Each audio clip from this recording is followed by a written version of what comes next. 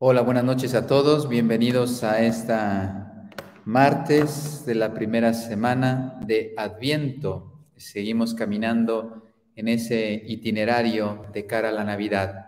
Con mucha ilusión queremos seguir de la mano de dos grandes protagonistas, la Sagrada Familia o el matrimonio formado por la Santísima Virgen María y San José, y por el otro lado, las meditaciones de Santo Tomás de Aquino. Como ya nos conocemos y llevamos tomando ritmo, hábito, por lo tanto, vamos a ir ya a lo espiritual.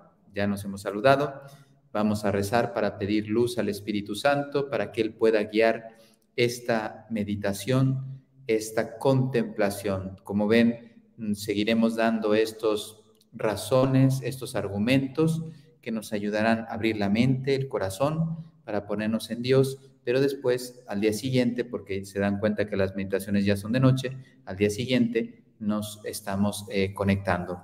También saludo porque estas meditaciones están llegando a Europa y yo sé que para Europa yo lo hago en horario nocturno de América, pues para Europa ya es el día siguiente. Entonces yo estoy diciendo martes y ellos la están escuchando prácticamente el día miércoles. Entonces, bueno, no importa el día, lo importante es el contenido que están recibiendo de parte de Dios. Pues vamos a ponernos en presencia de Dios.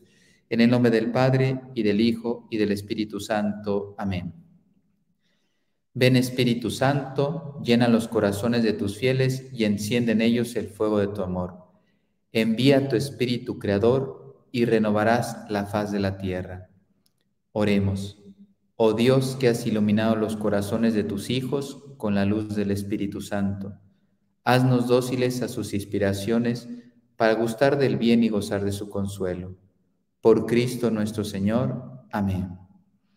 Dios te salve María, llena eres de gracia, el Señor es contigo. Bendita tú eres entre todas las mujeres, y bendito es el fruto de tu vientre Jesús. Santa María, Madre de Dios, ruega por nosotros pecadores, ahora y en la hora de nuestra muerte. Amén. Gloria al Padre, y al Hijo, y al Espíritu Santo, como era en el principio, ahora y siempre, por los siglos de los siglos. Amén. Sagrado Corazón de Jesús, en vos confío. Inmaculado Corazón de María, sed la salvación del alma mía. Santo Tomás de Aquino, ruega por nosotros. San José, aumenta nuestra fe. En el nombre del Padre, el Hijo y el Espíritu Santo. Amén. Bueno, pues vamos a seguir con esta tercera meditación. El título que nos propone nuestro santo, Santo Tomás, es Necesidad de la Encarnación. ¿Era necesaria la encarnación? Pues vamos a meditar un poco sobre este tema. Primero, como buen Santo Tomás, primero nos explica que hay varios tipos de necesidades, ¿sí? En la vida tú experimentas, hay unas necesidades imperiosas y otras que son menos imperiosas. Pues se las describe. Primero, dice, existe, algo es necesario para su fin de dos formas. Siempre clarísimo, concreto, siempre distinguiendo. Por eso, fíjense, esperemos también, no es uno de los frutos, o sea, no es el fruto más importante, pero que sea uno de los frutos. Después de estas meditaciones, yo creo que nos vamos a enseñar a hablar correctamente. Vamos a hablar o tratar de hablar con precisión. Cuando digamos algo, hay que decirlo correctamente para no equivocarnos. Entonces, algo es necesario para su fin. Si no me ayuda a alcanzar el fin, pues entonces es circunstancial, puede ser interesante, etcétera, pero estamos hablando ahora de las cosas necesarias. Y él dice que hay dos tipos de modos necesarios. El primero, el necesario absoluto, o sea, sin el cual no puede existir. Y él pone el ejemplo del alimento. Para mí, el alimento material es necesario, absoluto. Mi cuerpo no podría sobrevivir si no le doy de comer. Puedo sobrevivir un periodo, pero no puedo sobrevivir mi vida. Por lo tanto, ¿se dan cuenta? Existen cosas necesarias para que yo cumpla mi fin. Yo soy una persona humana que tengo cuerpo y alma, mi cuerpo tiene que ser alimentado y si no, de otra manera no vivo. Después dice, hay otro modo de que sea necesario algo para cumplir el fin. Dice, así se llega de una forma mejor y más conveniente al fin. O sea, no es absoluto, pero así se llega de una forma más conveniente y mejor, ¿sí? Imagínate que yo voy a trasladarme de una ciudad a otra. Yo me puedo ir a pie, me puedo ir a caballo, me puedo ir en coche, me puedo ir en avión. Pues tú dices, ¿cuál es el más conveniente? Si yo voy a cruzar, no sé, el Atlántico o voy a ir de un país a otro, etcétera, en un mismo continente, pues lógicamente me ayuda más ir en un avión, entonces es más conveniente y es mejor trasladarme en este avión para lo que yo quiero realizar, para el fin, el avión que un caballo, ¿sí? Esto parece muy sencillo, pero ahora lo va a aplicar una vez más a lo espiritual. Se dan cuenta que él parte de las cosas, es que esa es la lógica, así pensaban antes los grandes maestros. Ellos parten de las cosas que para ti y para mí son comunes, para un ateo, para cualquiera de nosotros, lo que acabo de decir, se entiende, dice, pero eso es sentido común, padre. Pues ahora aplica este sentido común, esta realidad que nadie la niega, a la parte espiritual, a un misterio, en este caso, de nuestro Señor. Dice, para reparar la naturaleza humana, Dios podía reparar de muchos modos. Mi naturaleza humana tenía que ser reparada por Dios, una necesidad absoluta. Yo no podía reparar, por tanto, en ese sentido, que no está hablando Santo Tomás de Aquino, él trata el otro, dice, sería absoluto, porque si no repara Dios el pecado que el hombre hizo a Dios, no lo repara nadie. Entonces, en ese sentido, es necesario absoluto. Pero Santo Tomás no está hablando de eso, dice, ¿es necesaria la encarnación? Hace esa pregunta. Y entonces dice, Dios pudo haber reparado los modos, tenía muchos modos delante de él, y entonces escogió uno, que era la encarnación. ¿Por qué? ¿Por qué? Dice, porque la segunda, o sea, que el verbo se encarnara, era el mejor modo para llegar al fin, que era salvar al hombre. ¿Te das cuenta? Siempre concatenado, ¿eh? Es un pensamiento que no hay un salto, no hay un agujero, es todo secuencial. Por eso, fíjense, me han escrito algunos jóvenes, padre, pásenme el libro que yo me lo quiero leer. Claro, le digo, porque te das cuenta que uno está aprendiendo hasta a pensar, que el fin de Santo Tomás de Aquino no es enseñarnos a pensar, nos enseña pensando él, nos enseña a pensar. Él nos quiere mostrar un misterio. No había otro modo más conveniente de curar nuestra miseria, dice San Agustín. La encarnación, no había otro modo más conveniente, ¿sí? Entonces, el modo, fíjense, lo absoluto, yo necesitaba ser rescatado, pero no está tocando ese tema, sino dentro de los modos que él pudo haber escogido para salvarnos, el de la encarnación, que el verbo se hiciera carne para entregar su vida por nosotros, era el más conveniente. Y ahora sí, en cuanto a dos sentidos, en cuanto a la promoción del hombre al bien y en cuanto a la remoción del mal. O sea, la encarnación era la mejor forma, el mejor modo para promovernos al bien, o era el mejor forma o el mejor modo para quitarnos o evitar el mal. ¿Sí? Bueno, ahora vamos a hablar de la promoción hacia el bien. O sea, al encarnarse, el verbo, Cristo, nos lleva al bien. Y aquí va a describir algunas de las virtudes que Cristo nos transmite al encarnarse. No sé ustedes, yo lo disfruto. Se pueden dormir, como le decían en las clases, etcétera. Ustedes se pueden dormir, que yo voy a seguir hablando. Puede estar 10 o 80,000, que yo voy a seguir hablando. Yo simplemente de recordar esto que he escrito, fíjense que lo he hecho a mano, para que vean que yo he trabajado. Solo de escribirlo, yo lo estaba disfrutando. Prácticamente está trasquito el libro porque merece la pena tenerlo como un tesoro. Bueno, ahora nos va a promover, su encarnación nos va a promover al bien. Después vamos a hablar de cómo evitó el mal o cómo nos libró del mal. Bien, en cuanto a la fe, ahora va a hablar de la fe, una virtud que se nos ha regalado, teologal, porque el Cristo o el Verbo se encarnó. Dice, para que el hombre caminase más confiadamente hacia la verdad, el Hijo de Dios, que es la misma verdad, ¿sí?, hecho hombre, constituyó y fundamentó la fe. Al Dios invisible, que nadie entendía, imagínense el Antiguo Testamento, le tenían miedo, etcétera, etcétera, y llega Cristo y nos muestra, porque Él fundamenta mi fe, y nos muestra al Padre, que sigue siendo invisible, pero yo soy el rostro. ¿Qué le dice a Felipe? Tú me preguntas por el Padre, basta que me veas a mí y estás viendo al Padre. Imagínate. Entonces, Cristo fundamenta mi fe. Al encarnarse, me está regalando, que Él es la verdad, la fe en Dios. Y entonces ese Dios que era lejano, inaccesible, hay religiones que consideran a Dios lejano, en cambio para ti y para mí es Padre, Dios Padre. Y la segunda persona, Santísima Trinidad, que es el Verbo, es Hijo y hermano, amigo, compañero. Y la tercera, el amor. Segunda virtud que nos trajo por haber escogido este modo, la esperanza. Bueno, la anterior frase es de San Agustín. Se ven, Santo Tomás era un grande conocedor de San Agustín. La esperanza. Nada fue tan necesario para levantar nuestra esperanza como el demostrarnos cuánto nos amaba Dios. Oye, yo estaba hecho polvo porque yo había ofendido a Dios y no había manera de pagar esa deuda. Y entonces llega Cristo y paga la deuda por nosotros. Como al mostrarnos todo ese amor, toda esa entrega que Cristo tiene hacia nosotros, mi esperanza se fortalece porque no solamente ha pagado, sino que me ha abierto las puertas, me ha enseñado el camino, etcétera, que esto es todo el desarrollo del Adviento, hace Santo Tomás, para llegar al cielo. Entonces mi esperanza se fortalece. Y fíjense, otra vez, otra respuesta, aplicación para el mundo de hoy. El mundo está podrido, pero los católicos estamos llenos de esperanza.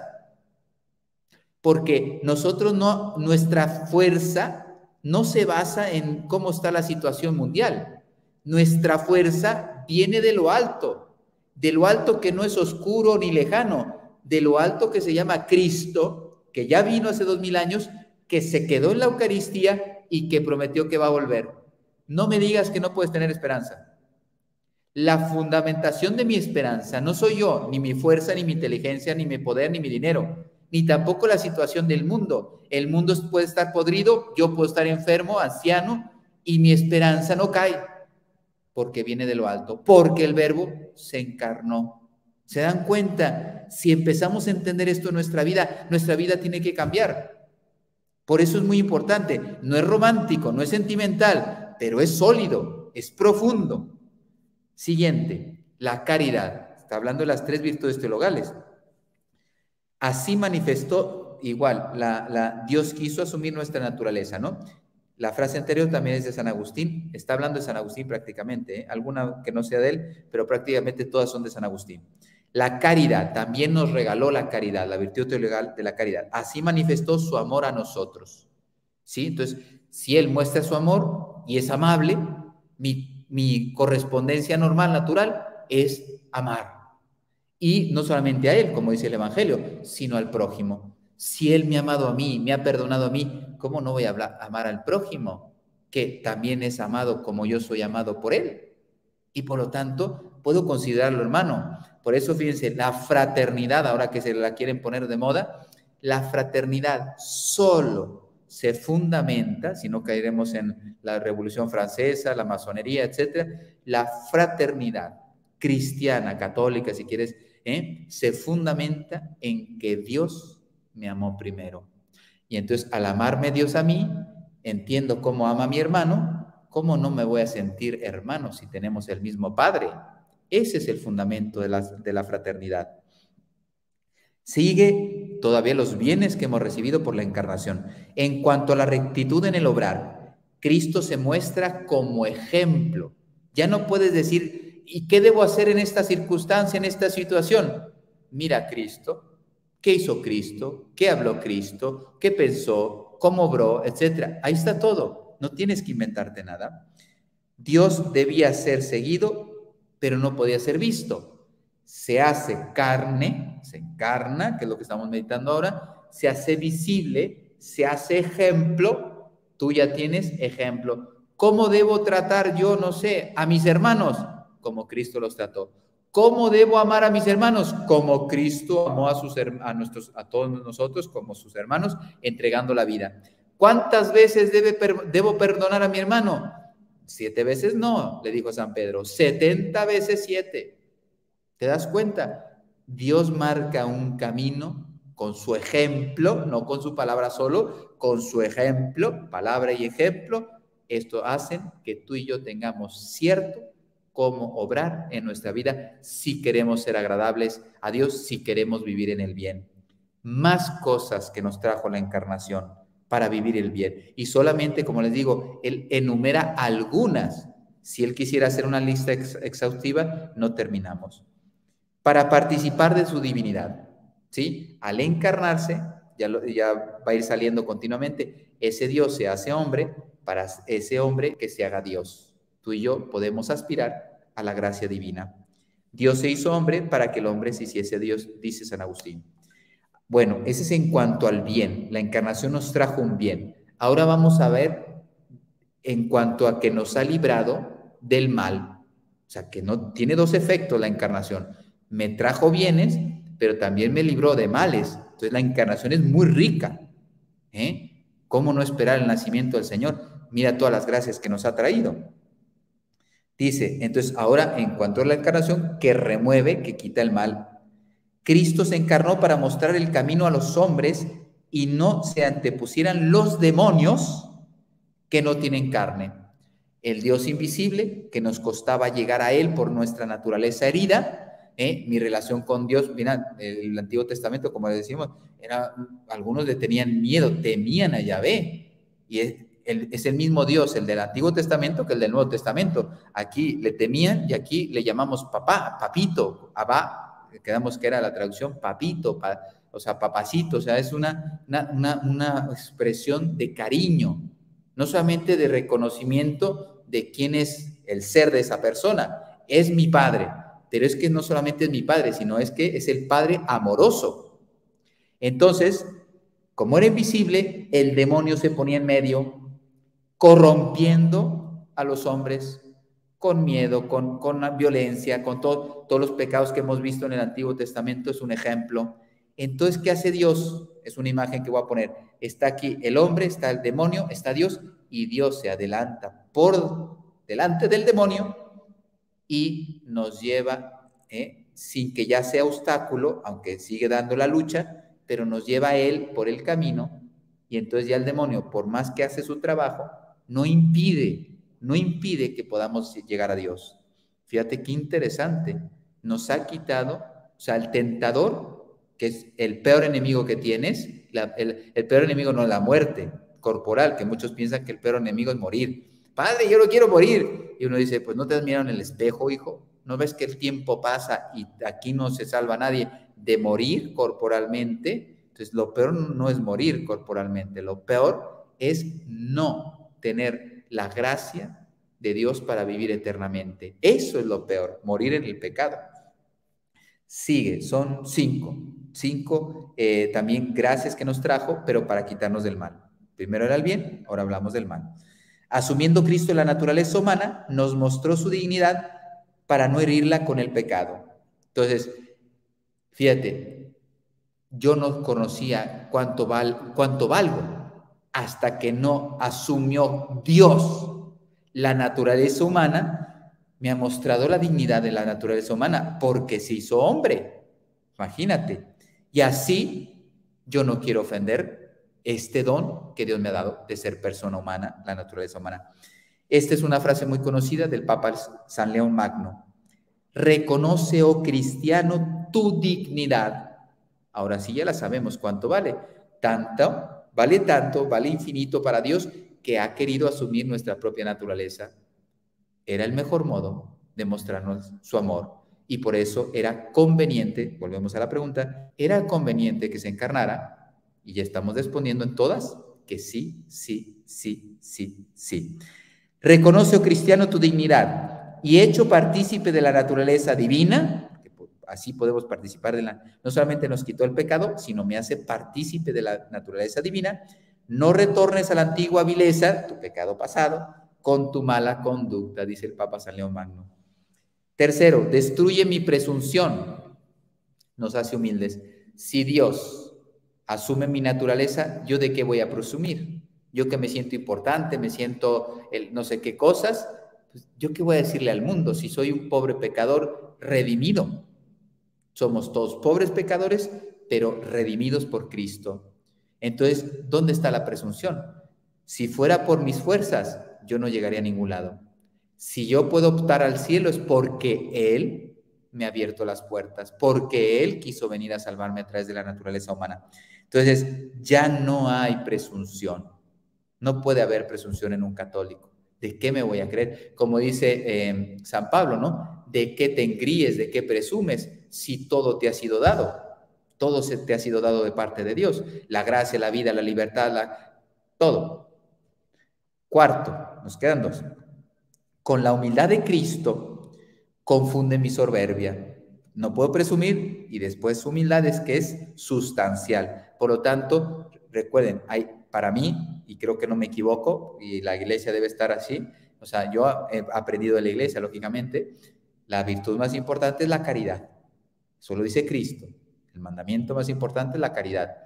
Después, la obediencia, porque Él vino a obedecer la voluntad del Padre entregando la vida.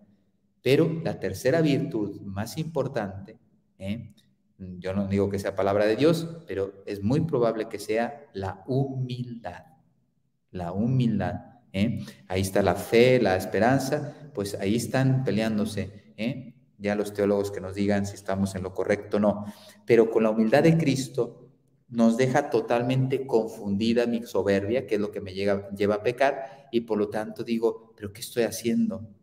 ¿Qué estoy haciendo con mi orgullo, mi soberbia, mis intereses, mis pasiones, mis cabezonerías buscando mi voluntad? Si mira el Dios que se entregó por mí.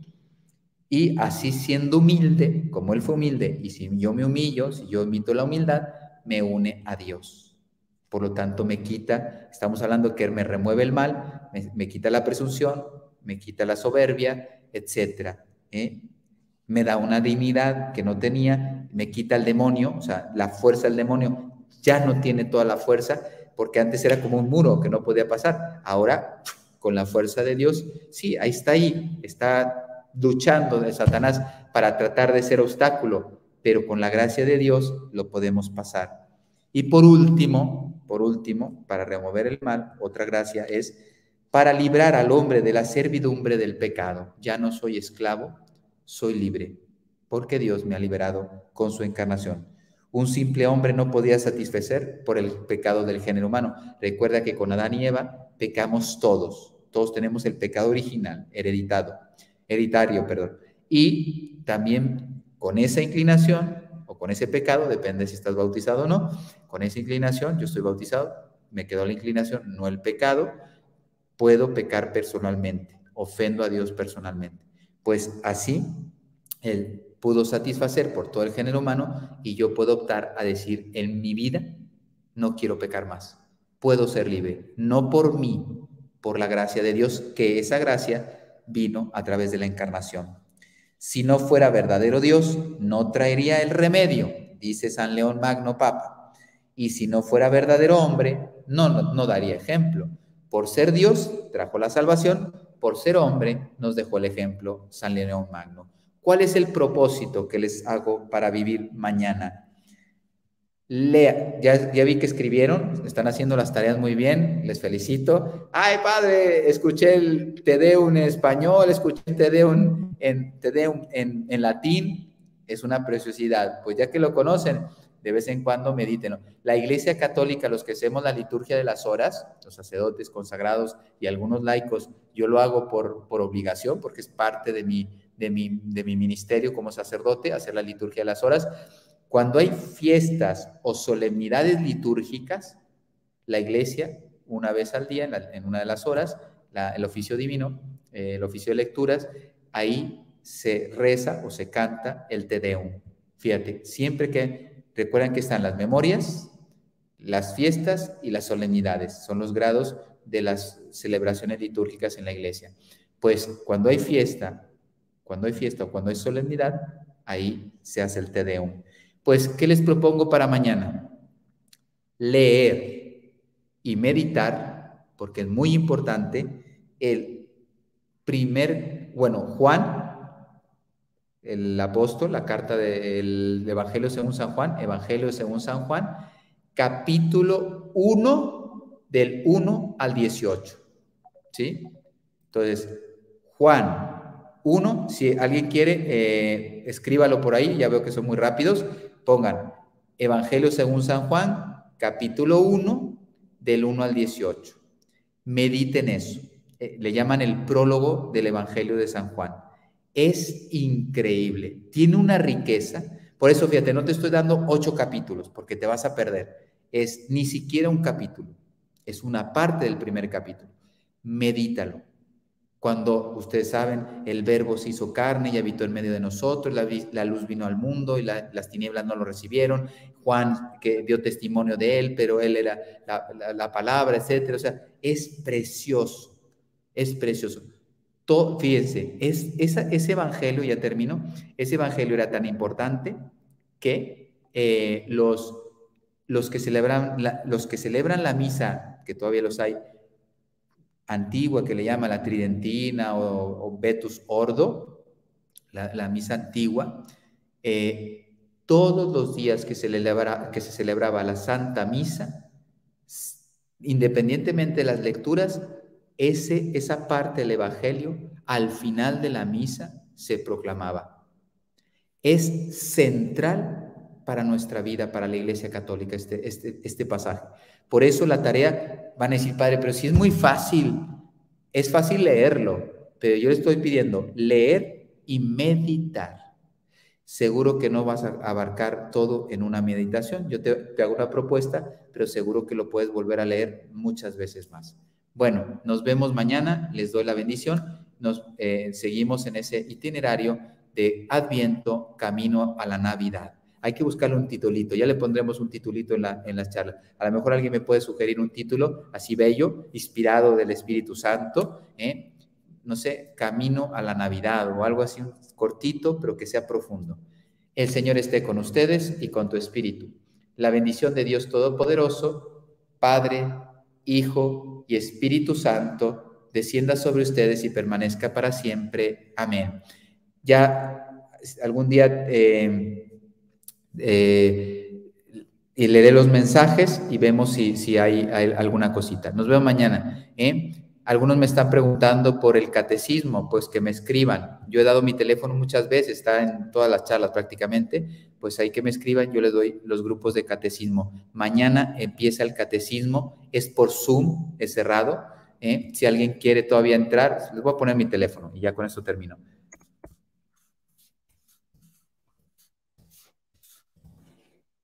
Bueno, ya está en el chat el teléfono. Si alguien quiere todavía entrar a las clases de catecismo, hay en torno a 3,000 personas.